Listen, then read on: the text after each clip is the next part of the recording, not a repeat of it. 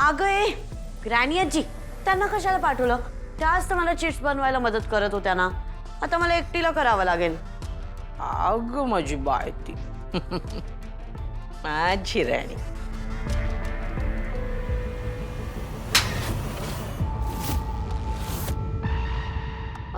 का मारलंस तिला? काय केलंय काय तिने?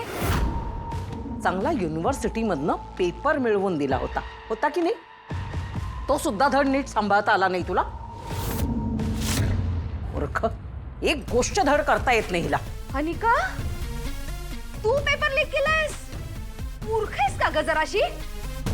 मॉम, ते मला कमळीला अडकवायचं होतं आणि काही करू ना तिला टॉप नव्हता करू द्यायचा. म्हणून मी केलं आणि मी नमिताचं यूज करायला गेले, पण टर्न्स आउट तिनेच मला फसवलं. स्वतःच्या पायावर धोंडा कसा पाडवून घ्यायचा ना, हे तुझ्याकडून शिकावं कोणीही. आता बघ बघ, आता पुढच्या पेपरला कशी नापास होतेस ते. मी माझ्याकडून कुठलीही अपेक्षा ठेवायची नाही, आधीच सांगून ठेवते. काही मदत करणार नाहीये मी तुला आता. काहीच करणार नाहीये, फुल अँड फायनल. ओके, मग मी जीव देऊन टाकते. आहे का हिम्मत आहे तेवढी? अगं आई, ती खरंच जाईल. आई तू काय करतेस ग अशी?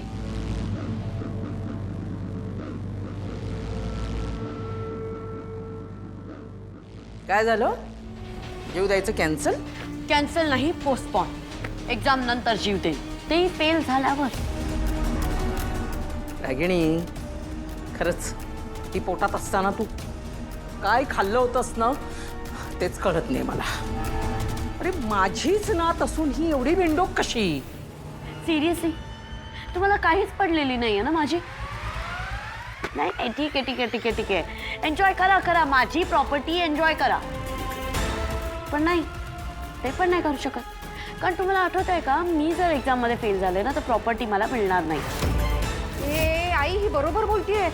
जरी फेल झाली तर प्रॉपर्टी आपल्याला नाही मिळणार, कारण आईनी स्पष्ट सांगितलंय की हे पात्र जर पास झालं तर प्रॉपर्टी हिच्या नावावर होईल. आई, तुला काहीतरी करावं लागेल. प्लीज काहीतरी कर, प्लीज. हेच होतं ना प्रत्येक वेळेला. म्हणून तर इथे सगळे गुन्हे असे माफ करावे लागतात आणि सगळ्या चुका पोटात घालाव्या लागतात. ठीक आहे ठीक आहे, जाऊ द्या पेपरला. आणि एक गोष्ट लक्षात ठेव, उद्या तुझ्या क्लासरूममध्ये माझ्या ओळखीचे माझे खास असलेले प्रोफेसर असतील सुपरविजनसाठी. कर काय करायची ती कॉपी. ग्रॅनी आजी, love you love you, you are simply great. बस बस बस, हा मस्का बॉलीशी बाज झालेली. जा अभ्यास कर, जा जा, कर काय जे काही करतेस ते. चिट्स चिट्स, अभ्यास कसला चिट्स. मॉम, कर.